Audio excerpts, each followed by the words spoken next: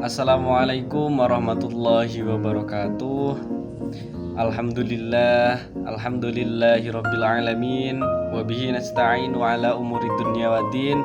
Shalatu wassalamu ala asrafil anbiya'i wal mursalin sayyidina wa maulana Muhammadin wa ala alihi wa sahbihi ajma'in, amma ba'du. Yang terhormat kepada Bapak Dr. Mareli Talumbanua STP MSc sebagai dosen pengempu mata kuliah motor bakar dan traktor. Di sini saya akan menyampaikan tentang pengertian motor bakar 4 tak, langkah kerja dan lain-lainnya. Yang pertama, izin memperkenalkan diri, nama Cokro Guru Santoso, NPM 2314071067. Di sini dari Teknik Pertanian Angkatan 2023. Baiklah, saya mulai saja, yaitu motor bakar. Di sini saya akan menjelaskan tentang motor bakar 4 tak. Yang pertama, latar belakang. Motor bakar 4 tak adalah mesin yang menyelesaikan satu siklus tenaga dalam 4 langkah piston. Yang pertama hisap, kemudian kompresi, pembakaran, dan pembuangan. Mesin ini lebih efisien dan ramah lingkungan dibanding motor 2 tak karena pembakaran lebih sempurna. Kemudian biasanya digunakan pada kendaraan seperti mobil dan motor. Selanjutnya yaitu ada rumusan masalah. Ada 3 masalah yang akan kita bahas pada video kali ini. Yang pertama, sejarah motor bakar. Yang kedua yaitu langkah kerja mesin 4 tak. Yang ketiga adalah aplikasi, kemudian kelebihan dan kekurangan motor bakar 4 tak itu sendiri. Tujuan apa yang memungkinkan agar kita menggunakan motor bakar 4 tak, yaitu tujuan pertama yaitu memahami prinsip kerja mesin. Atau mengapa kita harus menggunakan motor bakar 4 tak? Nah, ini ada beberapa tujuan yang memungkinkan agar kita menggunakan motor bakar 4 tak. Tujuan pertama yaitu memahami prinsip kerja mesin agar bisa merawat, mendiagnosis dan memperbaiki masalah pada motor 4 tak dengan lebih efektif. Tujuan kedua yaitu menghemat biaya. Pengetahuan ini membantu mengurangi biaya perawatan dan perbaikan karena dapat dilakukan sendiri. Tujuan ketiga yaitu meningkatkan peluang karir. Menguasai motor bakar 4 tak membuka peluang kerja bidang otomotif atau mulai usaha bengkel sendiri. Itu tujuan kita memahami motor 4 tak gitu. Selanjutnya yaitu pada landasan teori. Landasan teori apa yang akan kita jelaskan dalam menjelaskan motor bakar 4 tak itu, yaitu motor bakar 4 tak bekerja berdasarkan siklus 4 langkah untuk mengubah energi kimia menjadi energi mekanis. Langkah pertama adalah hisap, di mana campuran udara dan bahan bakar masuk ke dalam silinder. Selanjutnya campuran itu dikompresi oleh piston sebelum akhirnya terjadi pembakaran oleh busi. Hasil pembakaran dibuang melalui langkah terakhir, yaitu pembuangan gas sisa pembakaran melalui katup output yang kemudian keluar melalui knalpot. Yaitu ada sejarah motor bakar. Motor bakar pertama kali dikembangkan pada abad ke-19 dengan konsep awal mesin pembakaran dalam oleh insinyur Jerman Nikolaus Otta. Pada tahun 1876, Otta menciptakan motor bakar 4 tak yang menjadi dasar dari banyak mesin modern. Sebelumnya, insinyur Prancis Etienne Leonir juga telah membuat motor bakar yang lebih sederhana pada tahun 1860, namun kurang efisien. Penemuan motor bakar terus berkembang dengan kontribusi dari Rudolf Diesel yang menciptakan mesin diesel pada tahun 1892. Mesin-mesin ini membuka jalan bagi revolusi industri dan menjadi dasar bagi teknologi keamanan bermotor modern. Selanjutnya yaitu langkah kerja motor 4 tak. Ada beberapa langkah, yaitu langkah hisap, kemudian langkah kompresi, yang ketiga langkah usaha, yang keempat langkah buang. Baik, saya akan jelaskan langkah pertama dulu, yaitu langkah hisap. Pada langkah hisap, motor bakar 4 tak, katup masuk terbuka dan piston bergerak dari titik mati atas atau TMA ke titik mati bawah atau TMB. Gerakan piston menyebabkan tekanan negatif yang menarik campuran udara dan bahan bakar ke dalam silinder. Proses ini berlangsung pada akhir siklus sebelumnya saat katup keluar ditutup. Setelah campuran dihisap, katup masuk dan menutup untuk mempersiapkan langkah berikutnya. Begitulah. Jadi sederhananya begini. Piston itu di TMA, titik mati atas, di atas ya. Setelah ketika melakukan langkah hisap, piston itu ke bawah. Ketika ke bawah, maka udara dan bahan bakar yang berasal dari karburator masuk melalui katup input, kemudian masuk. Nah, itu yang dinamakan langkah hisap. Selanjutnya yaitu langkah kompresi.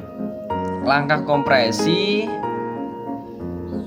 yaitu ketika katup masuk dan katup keluar tertutup rapat, sementara piston bergerak dari titik mati bawah TMB menuju titik mati atas TMA. Gerakan piston ini menampilkan campuran udara dan bahan bakar dalam silinder, meningkatkan tekanan dan suhu campuran. Proses kompresi ini penting untuk menghasilkan tenaga yang optimal saat pembakaran terjadi. Semakin baik kompresinya, semakin efisien proses pembakaran di langkah berikutnya. Baik. Jadi di langkah kompresi ini yaitu katup output dan katup input itu tertutup, tidak terbuka. Ketika katup input dan katup output tertutup, maka piston yang dari bawah, titik mati bawah atau TMB menuju TMA, titik mati atas. Jadi dorong ke atas gitu. Ketika dorong ke atas, katup semua tertutup, jadi bahan bakar itu tertekan di atas blok pembakaran. Nah, begitulah langkah kompresi. Selanjutnya yaitu langkah bakar atau langkah usaha. Pada langkah usaha atau bakar motor 4 tak, busi memercikkan api untuk membakar campuran udara dan bahan bakar yang telah dikompresi. Pembakaran ini menghasilkan ledakan yang mendorong piston bergerak dari titik mati TMA ke titik mati bawah TMB. Gerakan piston ini mengubah energi termal dari pembakaran menjadi energi mekanis yang memutar poros engkol. Langkah ini menghasilkan tenaga utama yang menggerakkan mesin. Jadi, langkah bakar dan usaha yaitu begini. Busi itu kan letaknya di atas blok pembakaran, di tempat pembakaran busi itu kan. Nah, ketika tadi bahan bakar dan oksigen dikompres, ditekan ke atas, kedua katup tertutup, kemudian busi mengeluarkan percikan api, terjadilah ledakan atau pembakaran. Ketika terjadi ledakan, maka piston yang dari titik mati atas TMA itu turun ke bawah menjadi TMB, titik mati bawah, yang menyebabkan poros engkol berputar. Ketika poros engkol berputar, otomatis mesin juga ikut berputar, begitu. Nah, selanjutnya yaitu langkah usaha atau bakar. Pada langkah usaha atau bakar, selanjutnya yaitu langkah buang. Pada langkah buang, motor 4 tak katup buang terbuka saat piston bergerak dari titik mati bawah TMB menuju titik mati atas. Gerakan piston ini mendorong sisa hasil pembakaran keluar dari silinder melalui katup buang. Proses ini memastikan ruang bakar bersih dari gas sisa, mempersiapkan silinder untuk siklus berikutnya. Setelah gas terbuang dikeluarkan, katup buang menuju dari siklus mesin dimulai kembali dengan langkah hisap. Begini, ketika langkah buang tadi, yaitu kan piston ke atas dari titik mati bawah TMB menuju titik mati atas, jadi ke atas jangan dorong ya. Ketika selesai langkah bakar, kan terjadi pembakaran, terjadi ledakan pada piston itu ke bawah, ke bawah kan. Ketika udah ke bawah, terjadilah langkah buang, yaitu piston ke atas, ke atas. Ketika itu katup output atau katup buang itu terbuka, jadi piston pembuangan itu keluar. Nah, begitulah langkah buang. Selanjutnya yaitu pengaplikasian kelebihan dan kekurangan. Mesin 4 tak banyak diaplikasikan pada kendaraan bermotor seperti mobil, motor, dan mesin industri karena efisiensinya kelebihan dan pembakaran yang lebih bersih dan efisiensi bahan bakar yang lebih tinggi dibandingkan mesin 2 tak. Mesin 4 tak juga memiliki umur pakai yang lebih panjang karena proses kerja yang lebih halus, namun kekurangannya adalah konstruksi yang lebih kompleks dan berat serta biaya produksi yang lebih tinggi. Selain itu, daya yang dihasilkan per siklus lebih rendah dibandingkan mesin 2 tak dengan kapasitas yang sama. Selanjutnya yaitu kesimpulan, motor bakar 4 tak bekerja melalui 4 langkah utama, yaitu hisap, kompresi, pembakaran, dan buang untuk mengubah energi kimia menjadi energi mekanis. Mesin banyak digunakan pada kendaraan bermotor karena efisiensinya, pembakaran yang bersih, dan umur pakai yang lebih lama. Namun mesin memiliki kelebihan dalam hal efisiensi bahan bakar. Mesin 4 tak lebih kompleks dan berat serta menghasilkan tenaga yang lebih rendah per siklus dibandingkan mesin 2 tak. Nah, jadi itulah kesimpulan, itulah video yang dapat saya sampaikan. Kurang lebihnya saya mohon maaf. Saya akhiri, billahi taufiq wal hidayah. Assalamualaikum warahmatullahi wabarakatuh. Assalamualaikum warahmatullahi wabarakatuh. Perkenalkan, nama saya Cokro Guru Santoso dari Teknik Pertanian Angkatan 2023. Di sini saya akan mempresentasikan tugas dari mata kuliah motor bakar dan traktor. Di sini yaitu saya akan mempresentasikan motor bakar 2 tak. Yang pertama itu latar belakang motor bakar 2 tak adalah mesin yang menyelesaikan satu siklus pembakaran dalam 2 langkah piston. Desainnya lebih sederhana dibanding motor 4 tak. Dengan komponen yang lebih sedikit, mesin ini memiliki tenaga besar namun cenderung kurang efisien dalam penggunaan bahan bakar karena emisi gas buangnya tinggi. Motor 2 tak kini kurang populer dibanding teknologi yang lebih ramah lingkungan. Di sini saya akan menjelaskan sedikit mengapa di pendahuluan saja sudah terdapat kalimat motor 2 tak kini kurang populer dibanding teknologi yang lebih ramah lingkungan. Mengapa seperti itu? Karena emisi gas buang dari motor 2 tak itu lebih banyak daripada motor 4 tak.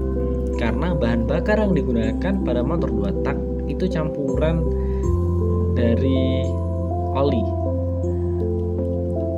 Yang pertama bahan bakar terus dicampur oli begitu, yang menyebabkan gas emisi buangnya itu lebih banyak, tidak ramah lingkungan, bisa disebut seperti itu. Yang pertama kita akan bahas rumusan masalah, yaitu yang pertama sejarah motor 2 tak, yang kedua langkah kerja mesin 2 tak, yang ketiga aplikasi, kelebihan, dan kekurangan motor 2 tak.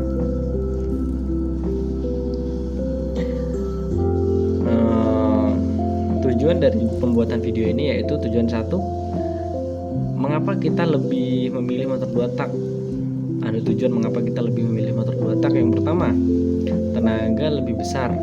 Motor 2 tak menghasilkan tenaga lebih tinggi karena pembakaran terjadi setiap 2 langkah piston. Yang kedua yaitu desain sederhana.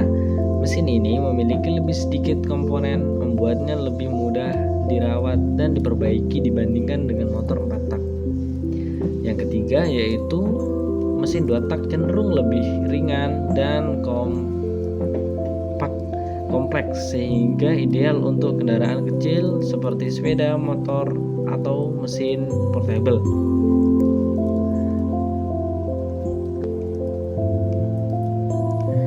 Selanjutnya yaitu landasan teori. Mesin 2 tak menyelesaikan satu siklus kerja dalam 2 langkah piston, yaitu langkah kompresi dan langkah tenaga. Proses pembakaran terjadi setiap 1 putaran poros engkol, menghasilkan tenaga yang lebih besar dibanding motor 4 tak. Desainnya sederhana karena tidak memiliki katup masuk dan keluar, melainkan menggunakan saluran untuk mengatur aliran udara dan bahan bakar. Namun, motor ini kurang efisien dalam penggunaan bahan bakar yang menghasilkan emisi gas buang yang lebih besar, yang lebih tinggi.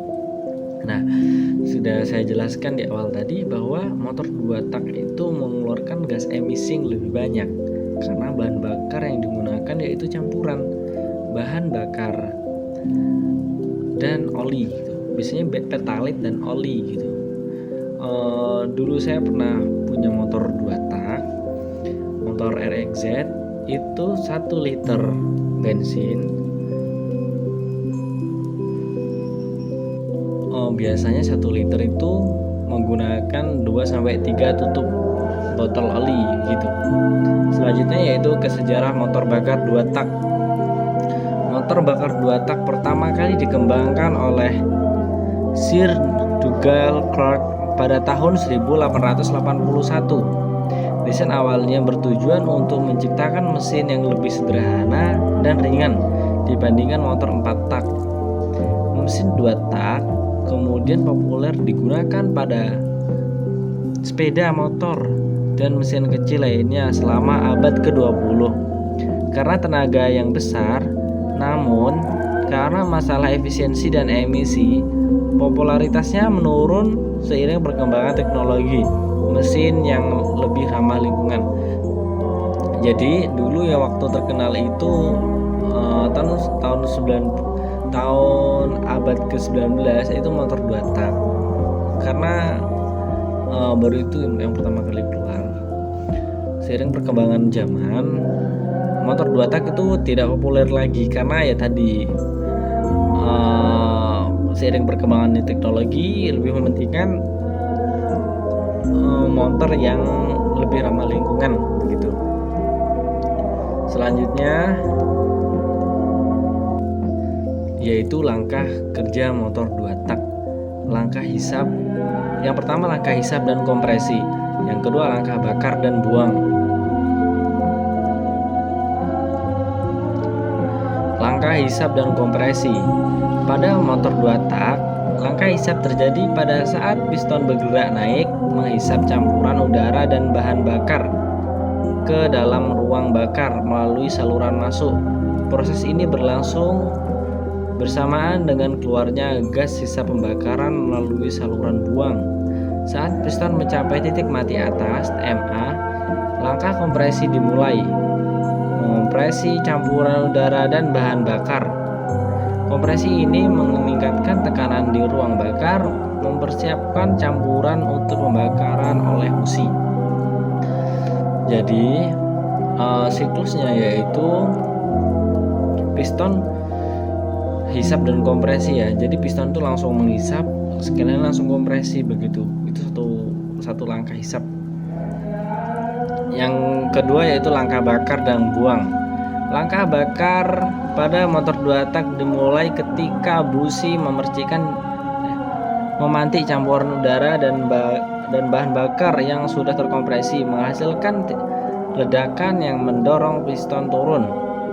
Gerakan piston ini menciptakan tenaga untuk menggerakkan poros engkol. Saat poros turun, saluran buang terbuka dan gas sisa pembakaran dikeluarkan dari ruang bakar. Langkah buang ini berlangsung bersamaan dengan masuknya campuran udara dan bahan bakar baru melalui saluran masuk. Selanjutnya yaitu pengaplikasian kelebihan dan kekurangan. Motor 2 tak banyak diaplikasikan pada sepeda motor, mesin pemotong rumput, dan peralatan kecil tanpa lainnya. Karena desainnya yang sederhana dan ringan, kelebihan motor ini meliputi tenaga yang lebih besar per siklus dan ukuran yang kompak, memudahkan mobilitas. Namun kekurangan motor 2 tak termasuk efisiensi bahan bakar yang rendah dan emisi gas buang yang tinggi yang berdampak negatif pada lingkungan. Seiring dengan meningkatnya regulasi emisi, penggunaan motor 2 tak semakin berkurang dalam aplikasi modern. Nah, jadi itu tadi pengaplikasiannya, yaitu jadi kesimpulannya pengaplikasian motor 2 tak itu lebih ke sepeda motor dan mesin-mesin kecil seperti pemotong rumput, pemotong pohon atau senso itu kan. Nah, terus kelebihannya ya tadi, pertama tenaga yang lebih besar, yang kedua ringan gitu karena sedikit peralatan yang dibutuhkan. Kekurangannya yaitu emisi banyak, itu emisi gas buang yang banyak. Jadi itulah kekurangannya. Nah, ini yang dapat saya sampaikan, kurang lebihnya saya mohon maaf. Kepada Allah saya mohon ampun. Billahi taufiq wal hidayah. Assalamualaikum warahmatullahi wabarakatuh. Assalamualaikum warahmatullahi wabarakatuh. Izin memperkenalkan diri, nama Cokro Guru Santoso dari Teknik Pertanian Angkatan 2023. Di sini saya akan mempresentasikan tugas dari Bapak Mereli Talumbanua, pengempu mata kuliah motor bakar dan traktor. Di sini saya akan mempresentasikan prinsip kerja motor bakar 4 tak diesel. Baik, yang pertama, motor diesel adalah mesin pembakaran dalam yang menggunakan proses pembakaran dengan kompresi tinggi untuk menghasilkan tenaga. Sistem ini memanfaatkan bahan bakar diesel yang diinjeksikan ke dalam ruang bakar yang telah dipanaskan oleh kompresi udara. Selanjutnya,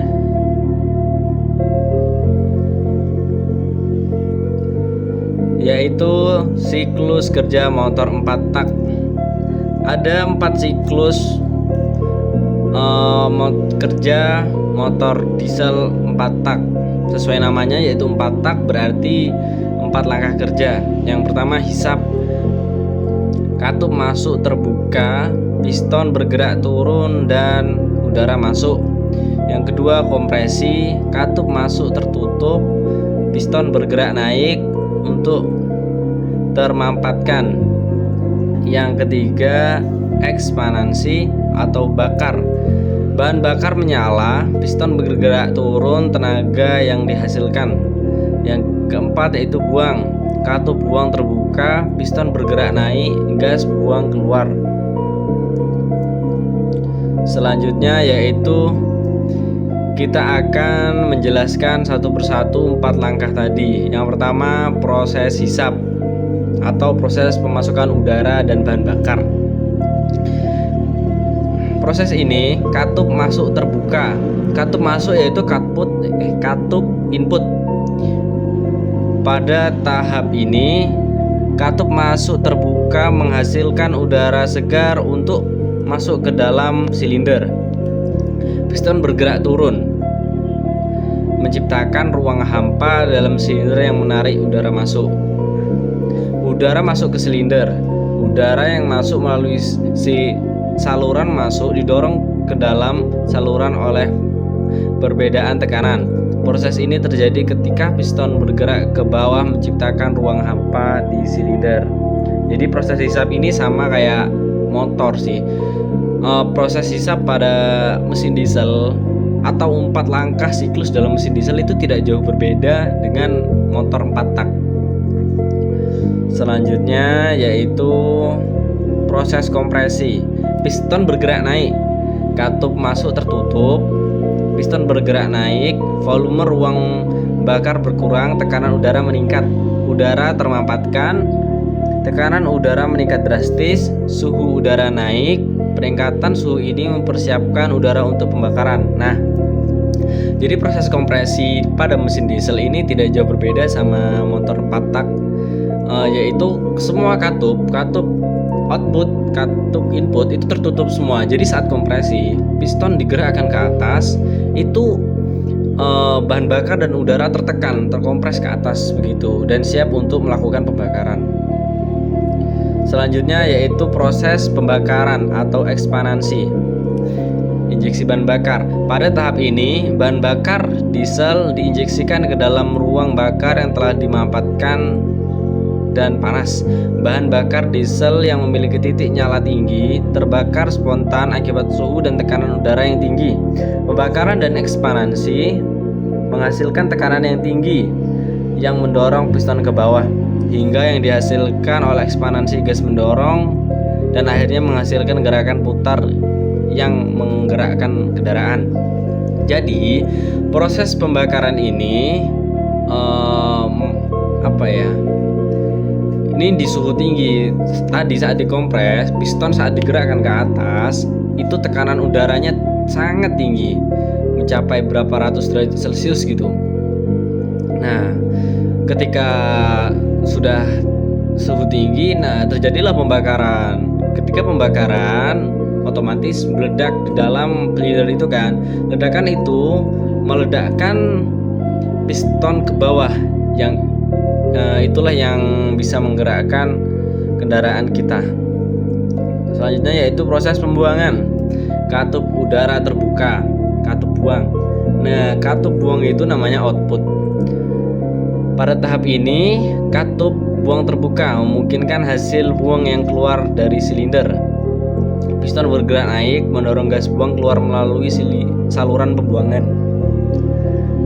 Tekanan gas buang yang tinggi mendorong piston ke atas, membantu proses pembuangan. Gas buang kemudian dialirkan ke sistem pembuangan yang dirancang untuk mengurangi polusi. Nah, setelah pembakaran, piston kan ke bawah tadi setelah peledakan bahan bakar. Nah, kemudian piston itu naik kembali, membuang sisa pembakaran gitu melalui saluran pembuangan atau output, kemudian dialirkan ke knalpot, biasanya knalpot. Selanjutnya yaitu perbandingan kompresi pada mesin diesel.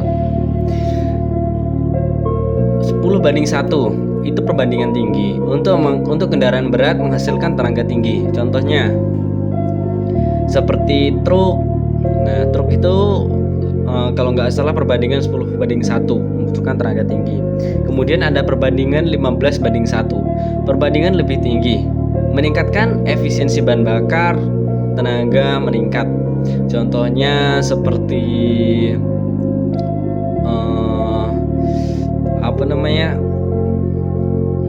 truk di pertambangan itu tahu saya 15:1. Selanjutnya yaitu perbandingan paling besar 20:1.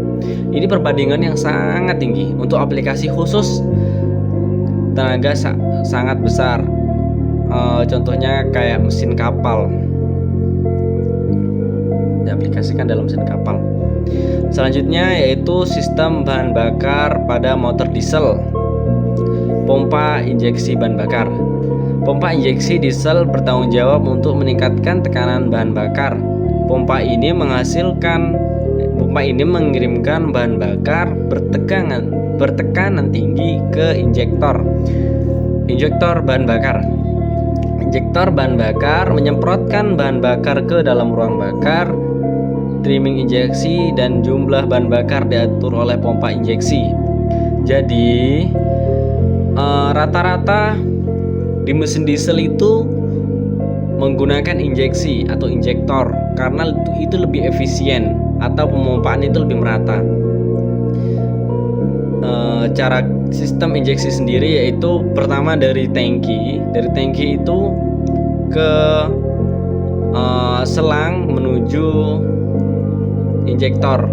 Nah, di injektor itulah jadi penyemprotan yang kemudian penyemprotan itu diarahkan ke piston atau ruang bakar untuk pembakaran. Selanjutnya yaitu kelebihan dan kekurangan motor diesel.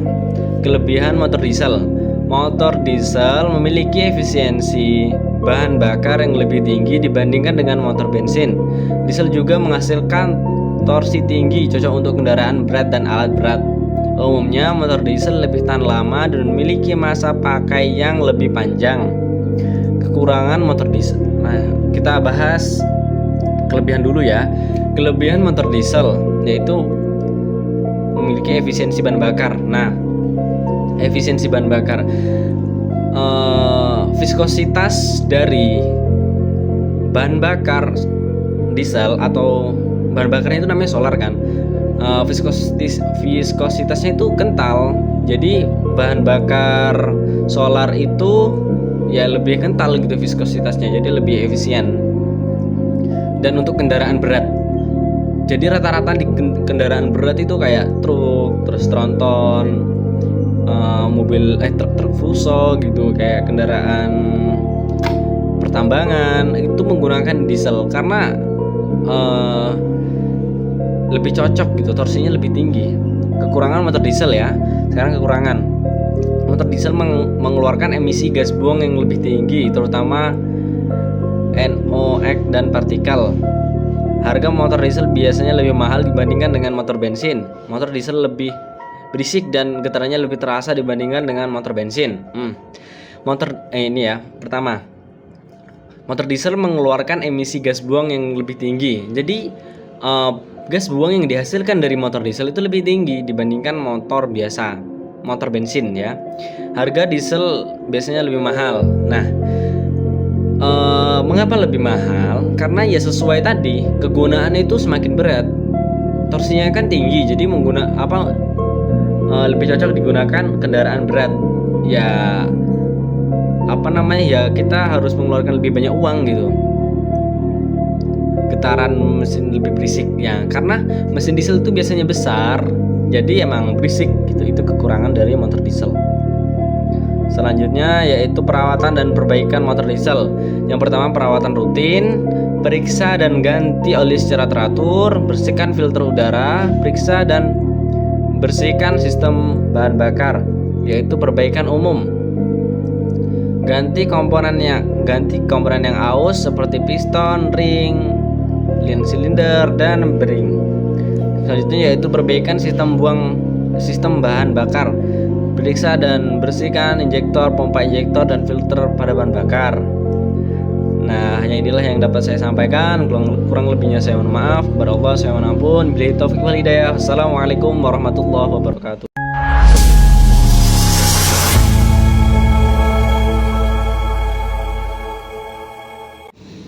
Assalamualaikum warahmatullahi wabarakatuh.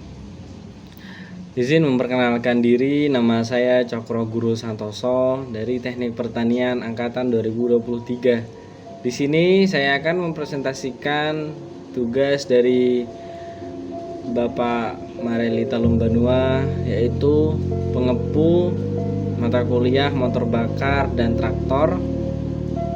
Di sini saya akan mempresentasikan sistem pemberian bahan bakar bensin dan solar. Baik, pertama pendahuluan. Sistem bahan bakar merupakan jantung dari sebuah kendaraan. Fungsinya sangat vital untuk mengantarkan bahan bakar dari tangki menuju ruang bakar bensin. Tanpa sistem ini, mesin kendaraan tidak dapat menyala dan bekerja. Sistem bahan bakar yang baik akan memastikan pembakaran yang optimal sehingga menghasilkan tenaga yang maksimal dan efisiensi bahan bakar yang sangat tinggi. Selain itu, sistem bahan bakar juga berperan dalam menjaga emisi gas buang agar tetap rendah dan ramah lingkungan. Selanjutnya, bensin dan solar adalah dua jenis bahan bakar yang umum digunakan pada kendaraan. Perbedaan utama keduanya terletak pada struktur molekul, titik didih, dan cara pembakarannya. Bensin memiliki struktur molekul yang lebih ringan dan mudah menguap, sehingga mudah terbakar pada suhu yang lebih rendah. Sementara itu, solar memiliki struktur molekul yang lebih berat dan sulit menguap, sehingga membutuhkan suhu yang lebih tinggi untuk terbakar. Perbedaan ini juga memengaruhi cara kerja mesin yang menggunakan masing-masing bahan bakar tersebut. Baik, selanjutnya yaitu tujuan utama penggunaan bahan bakar dalam mesin adalah untuk menghasilkan energi mekanik. Prosesnya dimulai ketika bahan bakar dicampur dengan udara di dalam ruang bakar, kemudian dikompresi dan dibakar. Pembakaran ini menghasilkan gas panas yang bertekanan tinggi yang kemudian mendorong piston untuk bergerak. Gesekan piston ini kemudian diubah menjadi energi putaran oleh crankshaft yang selanjutnya menggerakkan roda kendaraan. Singkatnya, bahan bakar adalah sumber energi yang mengubah energi kimia menjadi mekanik untuk menggerakkan kendaraan. Selanjutnya yaitu sistem pemberian bahan bakar bensin. Yang pertama, sistem bahan bakar merupakan jantung dari sebuah kendaraan. Kedua, tangki bahan bakar berfungsi sebagai tempat penyimpanan sementara bahan bakar. Selanjutnya, pompa bahan bakar bertugas memompa bahan bakar dari tangki menuju komponen selanjutnya.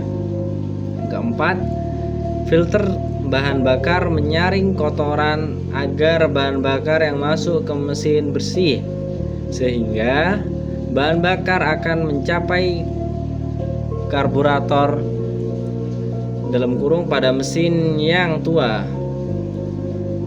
atau injektor pada mesin modern untuk campur dengan udara sebelum dibakar dalam mesin. Saluran bahan bakar berupa pipa-pipa yang menghubungkan semua komponen, memastikan aliran bahan bakar berlangsung lancar dan terdistribusi dengan baik. Jadi, itulah tadi sistem pemberian bahan bakar bensin. Ya, dimulai dari tangki, kemudian habis tangki itu ke selang, habis selang ke penyaringan bensin, habis ke penyaringan bensin itu ke karburator, habis ke karburator itu langsung ke mesin atau ke silinder yang kemudian dibakar oleh piston. Nah, itu sistem pemberian bahan bakar bensin. Selanjutnya, secara umum proses penyaluran bahan bakar melibatkan beberapa komponen utama dan langkah-langkah sebagai berikut. Yang pertama, tangki bahan bakar. Menyimpan bahan bakar dilengkapi dengan filter untuk menyaring kotoran. Nah, biasanya di motor sendiri itu di tangki motor itu terdapat filter. Filter itu sebelum bensin dimasukkan, biasanya itu di lubangnya itu, di lubang sebelum bensin dimasukkan. Nah, itu. Yang selanjutnya, pompa bahan bakar. Mengalirkan bahan bakar dari tangki ke sistem injeksi atau karburator. Tekanan pompa akan diatur untuk memenuhi kebutuhan mesin. Jadi, setiap mesin itu mempunyai pompa bahan bakar. Contohnya pada injeksi motor atau kendaraan injeksi. Injeksi itu sebagai pompa bahan bakarnya gitu, untuk memompa bahan bakar ke mesin. Selanjutnya, filter bahan bakar. menghalangi kotoran agar tidak masuk ke sistem injeksi atau karburator. Terdapat filter kasar dan filter halus. Nah, filter sendiri itu tempatnya biasanya itu di selang bensin. Itu ada filter kasar dan halus. Fungsi filter kasar yaitu untuk menyaring kotoran-kotoran yang berukuran agak besar sedikit mungkin sebesar kerikil, sebesar pasir gitu. Nah, itu fungsi dari filter kasar. Sedangkan filter halus itu untuk menyaring debu-debu gitu. Selanjutnya yaitu sistem injeksi bahan bakar atau karburator. Injeksi bahan bakar mengatomisasi bahan bakar menjadi butiran halus. Nah, fungsi injeksi sendiri yaitu untuk mengubah cairan yang dimaksud adalah cairan kimia atau bensin, bahan bakar, itu menjadi butiran halus.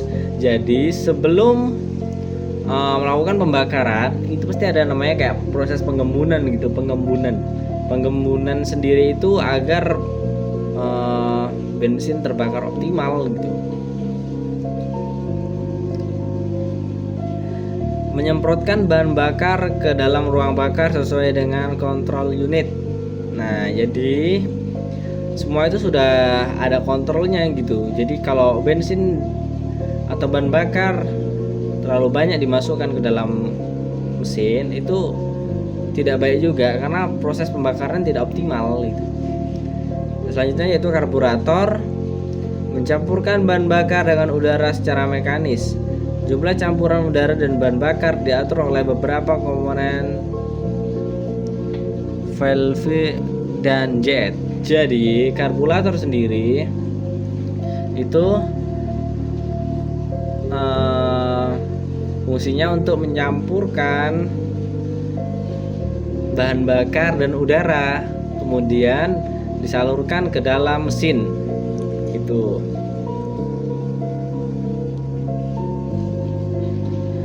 Selanjutnya yaitu ruang bakar, tempat terjadinya pembakaran campuran udara dan bahan bakar. Piston akan memampatkan campuran ini sebelum dibakar oleh busi atau mesin bensin atau panas kompresi dalam mesin diesel ya. Selanjutnya yaitu kesimpulan.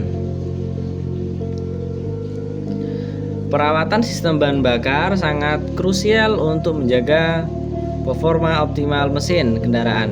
Sistem bahan bakar yang terawat baik akan memastikan suplai bahan bakar yang bersih dan terukur ke ruang bakar sehingga pembakaran berlangsung sempurna. Jika diabaikan perawatan sistem bahan bakar dapat mengakibatkan penurunan performa mesin, konsumsi bahan bakar yang boros, bahkan kerusakan komponen mesin yang lebih serius.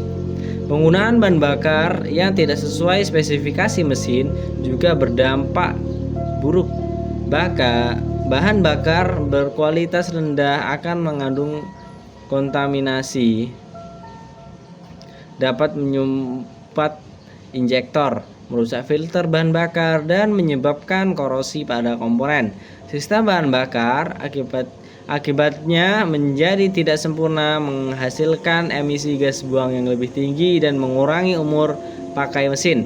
Selain itu, bahan bakar juga tidak sesuai dengan merusak cathodic converter, komponen yang penting dalam sistem pembuangan yang berfungsi mengurangi emisi gas buang berbahaya. Sekian yang dapat saya sampaikan, kurang lebihnya saya mohon maaf. Kepada Allah saya mohon ampun. Billahi taufiq wal hidayah. Assalamualaikum warahmatullahi wabarakatuh.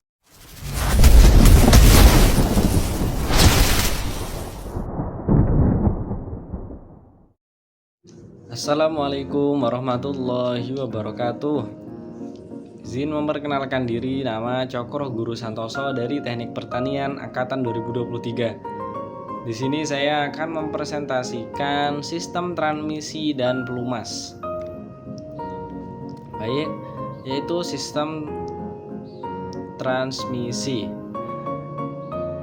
Komponen yang penting sistem transmisi adalah sistem komponen penting dalam kendaraan yang berfungsi untuk menyalurkan tenaga dari mesin ke roda penggerak. Sistem ini bertindak sebagai perantara yang mengubah kecepatan dan tenaga putar mesin agar sesuai dengan kebutuhan saat berkendara. Nah, sistem transmisi itu kalau bahasa kita itu disebutnya dengan gigi.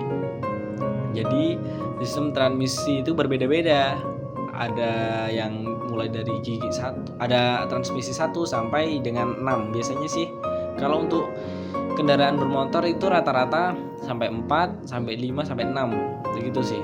Sama dengan mobil juga seperti itu. Kalau nggak salah sampai 5 sampai 6. Itu yang dinamakan sistem transmisi yang berfungsi untuk menyalurkan tenaga dari mesin ke roda penggerak. Jadi dari mesin itu tidak langsung disalurkan ke roda penggerak atau ban. Karena ya kalau dari mesin langsung ke ban itu kecepatannya sangat tinggi, jadi takutnya tidak sesuai dengan yang kita butuhkan gitu. Kayak semuanya kita lagi di tanjakan, kita menggunakan gigi 4, ya kita nggak akan tertanjak di tanjakan itu. Makanya fungsi transmisi yaitu sistem ini bertindak sebagai perantara yang mengubah kecepatan dan tenaga putar mesin agar sesuai dengan kebutuhan saat berkendara. Jadi kebutuhan saat berkendara kita tuh berbeda-beda.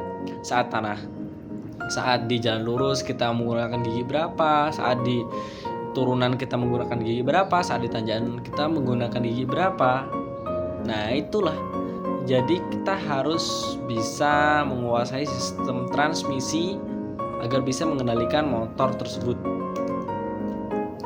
Selanjutnya yaitu fungsi sistem transmisi, yaitu mengubah torsi, mengubah kecepatan.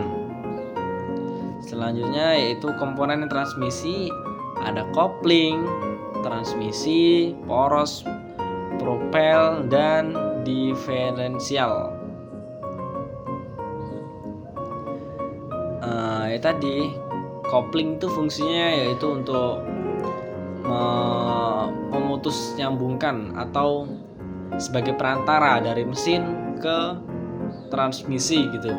Jadi kayak kopling ya. Kalau di dalam motor ya, kalau kita tarik koplingnya itu mesin netral. Nah, mesin netral berarti putaran mesin itu tidak masuk ke roda penggerak atau ke roda gitu. Jadi ya fungsi kopling yaitu untuk perantara antara transmisi dan mesin. Yang kedua poros propel, yang ketiga diferensial. Selanjutnya jenis-jenis transmisi. Ada transmisi manual, transmisi otomatis, dan transmisi CVT atau continuously fair transmission. Cara kerja. Ketika kita menanjak, pedal gas mesin akan berputar.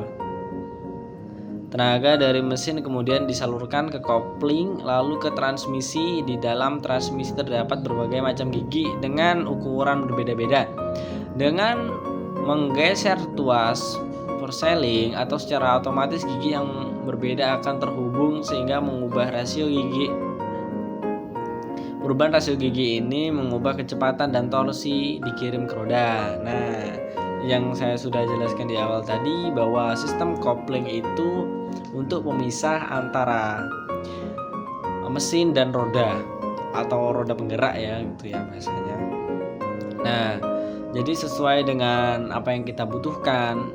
Kalau kita di awal mau menjalankan motor, kita sudah langsung menggunakan gigi 4, ya kita motor itu akan istilahnya bahasa gaulnya ngeden gitu.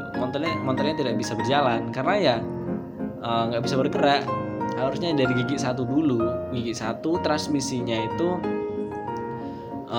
giginya besar, jadi bisa memutar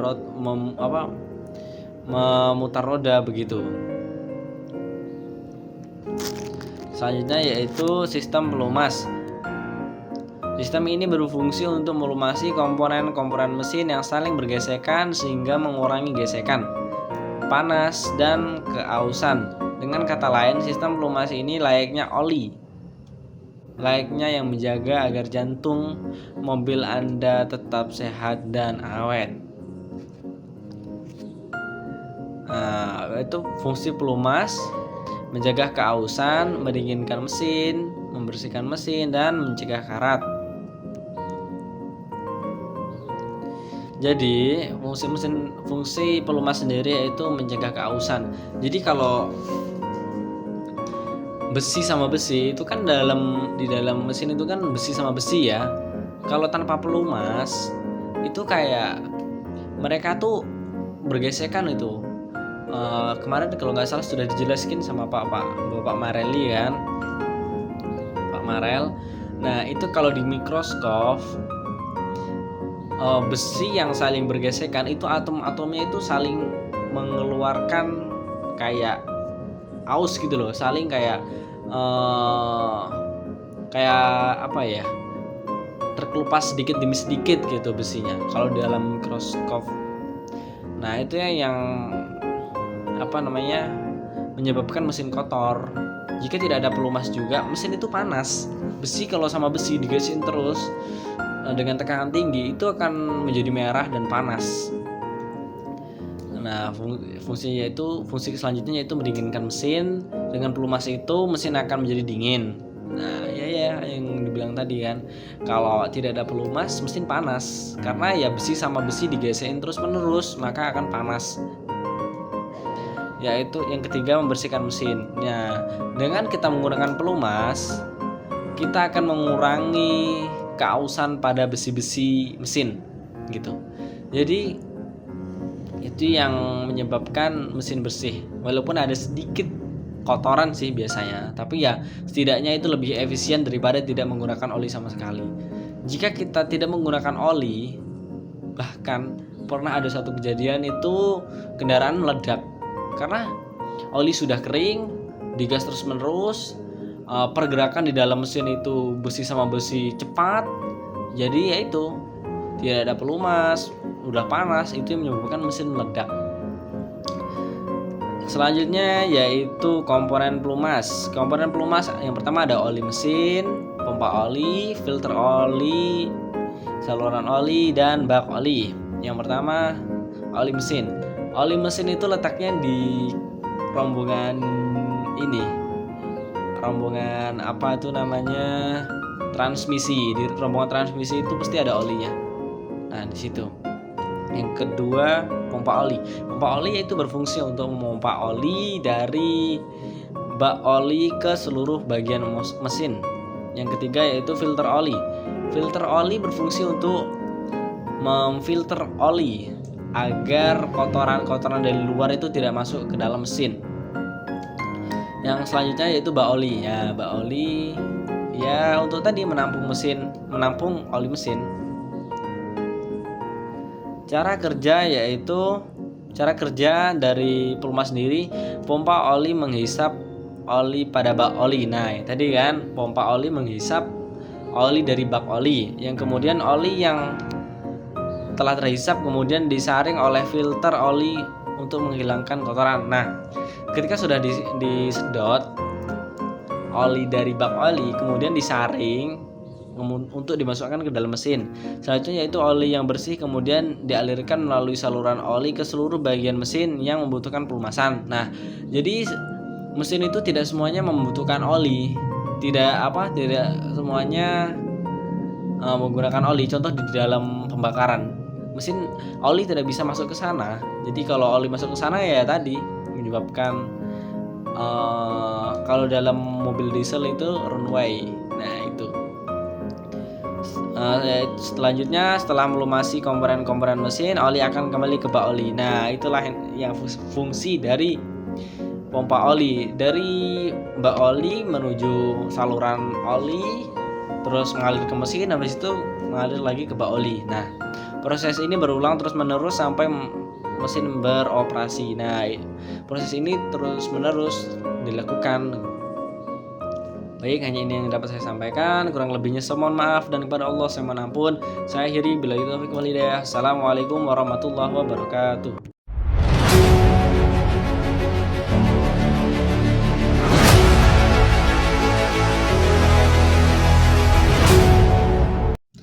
Assalamualaikum warahmatullahi wabarakatuh. Izin memperkenalkan diri, nama Cokro Guru Santoso dari Teknik Pertanian Angkatan 2023. Di sini saya akan mempresentasikan sistem kelistrikan motor bakar. Yang pertama yaitu kita bahas komponen. Komponen yang pertama yaitu aki. Fungsi aki menyimpan energi listrik dan menjadi sumber daya utama saat mesin belum menyala. Yang kedua yaitu spool. Fungsi menghasilkan arus listrik AC bolak-balik untuk mengisi ulang aki dan memasok daya ke komponen lain saat mesin menyala. Jadi fungsi aki yang pertama yaitu untuk menyalakan spool, menyalakan jika di starter, biasanya motor itu di starter terus spoolnya itu muter, jadi itu yang memutarkan poros di sistem silinder. Yang ketiga yaitu kiprok atau regulator rectifier. Fungsinya yaitu arus AC dari spool menjadi DC atau arus arah yang menstabilkan tegangan listrik yang masuk ke aki. Nah, jadi fungsi kiprok yaitu mengubah arus AC menjadi DC begitu. Selanjutnya yaitu koil pengapian. Fungsi arus AC dari spool menjadi DC dan menstabilkan tegangan listrik yang masuk ke aki. Nah, jadi fungsi koil yaitu merubah arus AC dari spool menjadi DC atau arus arah yang menstabilkan tegangan listrik. Itu yang menstabilkan tegangan listrik itu yang masuk ke aki. Selanjutnya yaitu yang 5 koil pengapian. Fungsi yaitu menghasilkan tegangan tinggi untuk membakar campuran udara dan bahan bakar di dalam ruang bakar melalui busi. Jadi koil itu yang pertama dari aki kan. Aki itu dialirkan menuju koil. Koil itu mengubah tegangan menjadi lebih tinggi gitu untuk menyalakan busi, untuk agar busi memercikkan api begitu. Yang keenam yaitu busi. Fungsi busi yaitu menyalakan campuran udara dan bahan bakar dengan percikan api yang dihasilkan oleh kuil pengapian. Nah, jadi ya tadi kuil setelah dinyalakan, kuil itu dinyalakan melalui busi itu dinyalakan melalui koil. Nah, setelah tegangan tinggi itu dialirkan ke busi, busi memercikkan api, baru busi itu digunakan untuk membakar ruang bakar. Yang selanjutnya yaitu starter motor. Fungsi starter motor yaitu untuk starter mesin agar dinyalakan gitu. Jadi fungsi starter motor yaitu ya tadi ketika di starter akinya tuh mengarah ke koil mengarah ke busi. Nah, itu menjadi percikan busi menyalakan piston gitu. Dengan itu juga aki mengalirkan ke spool berputar. Nah, itu yang menghasilkan putaran di ruang mesin. Yang kedelapan yaitu sensor mengukur berbagai parameter mesin seperti suhu, tekanan, posisi turlet dan lainnya. Data dari sensor-sensor ini digunakan oleh ECU untuk mengatur kinerja mesin. Selanjutnya yaitu komponen ECU atau Engine Control Unit. Otak dari sistem kelistrikan mesin menerima sinyal dari berbagai sensor, memproses data, dan mengirimkan sinyal kontrol ke akuator seperti injektor, bahan bakar, katup, gas buang, dan lainnya. 10 saklar, relay, dan fusi. Mengontrol aliran listrik, melindungi komponen dan kerusakan akibat arus listrik pendek, dan menghubungkan berbagai komponen kelistrikan. Begitulah sistem kelistrikan pada motor bakar. Selanjutnya yaitu kita ke sistem pendingin motor bakar. Komponen motor bakar yang pertama yaitu ada radiator, pompa air, transmostat, water jacket, selang-selang pendingin, tutup radiator, dan kipas pendingin.